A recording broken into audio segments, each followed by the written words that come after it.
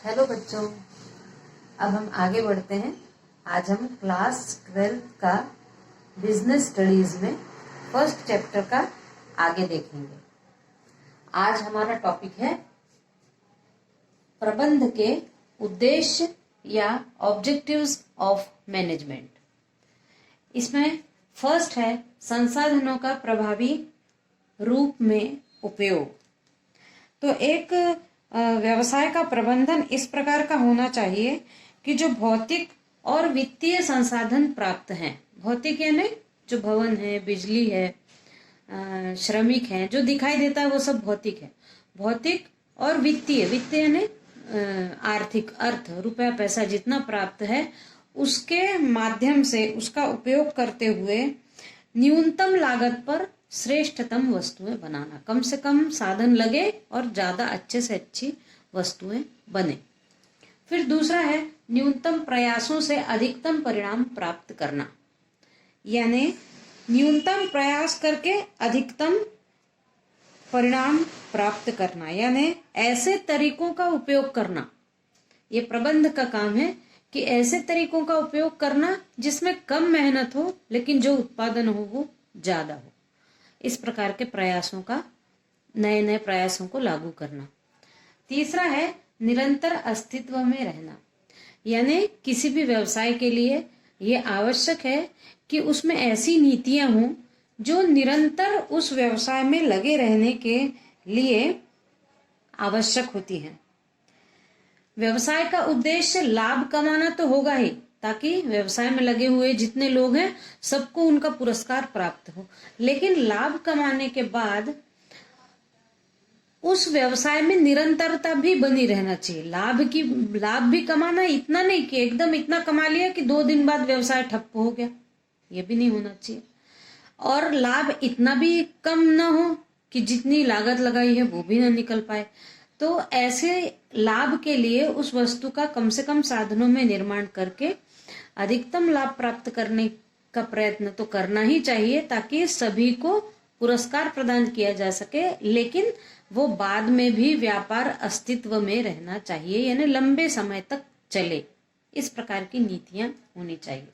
फिर चौथा है कर्मचारियों के विकास में सहायक। तो इस प्रकार का व्यवसाय के अंतर्गत प्रबंध ऐसा होना चाहिए कि कर्मचारियों का भी विकास हो। एक किसी भी व्यापार के लिए ये देखा जाता है कि जैसे धीरे धीरे वो व्यापार वृद्धि करता है, वैसे वहां कार्य करने वाले कर्मचारी भी धीरे धीरे पदोन्नत होते हैं और वो अपने ज्ञान को बढ़ाते हुए उस व्यवसाय को एक नई ऊंचाइयों पर ले जाते हैं। ये व्यापार का विकास कहलाता है कि जब व्यापार का भी विकास हो लेकिन उसमें कार्यरत कर्मचारियों का भी विकास हो, तब वो व्यापार एक विकसित और अच्छा व्यापार माना जाता है। फिर है व्यवसाय का विकास। तो ये तो सबसे बड़ा उद्देश्य प्रबंध का है ही कि जो व्यवसाय है उस व्यवसाय का निरंतर विकास हो, जो उसमें नया नया आए, उस नए नए को परिवर्तन करके हम समयानुसार अपने व्यवसाय में जो आवश्यक बदलाव हैं वो करें, ताकि एक व्यवसाय का अच्छा विकास हो सके। फिर ग्राहक को संतुष्टि। एक ग्राहक जो होता है वो सबसे बड़ा विज्ञापन करता होता है। जब ग्राहक अपने बताएगा कि मैंने ये वस्तु उपयोग की है और ये बहुत अच्छी है, तो ये एक बहुत बड़ा विज्ञापन है उस ग्राहक के द्वारा वस्तु का। तो ग्राहक संतुष्ट होना चाहिए, तभी व्यवसाय जो है वो फलेगा। फिर स्वामी के हितों की रक्षा। तो व्यवसाय के अंतर्गत प्रबंध का सबसे बड़ा उद्देश्य है, क्योंकि प्रबंधक और स्वामी 2 अलग अलग होते हैं। स्वामी रुपया लगाता है और प्रबंधक उस व्यवसाय को अपने ज्ञान से आगे ले जाता है।